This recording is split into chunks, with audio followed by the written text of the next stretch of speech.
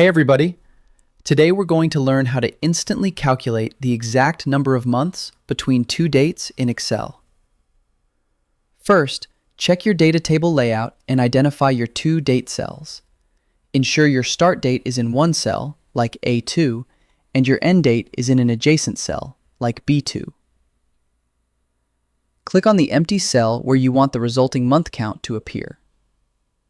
Type the following formula, equals DATEDIF, open parenthesis, A2, comma, B2, comma, quotation mark, M, quotation mark, close parenthesis. Hit enter, and Excel will instantly display the total number of full months that have passed between those two chronological points.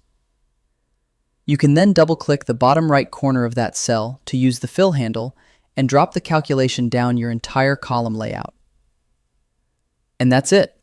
Your timeline tracking metrics are now completely automated and precise. I hope this helps with your current and future projects. Thank you for watching.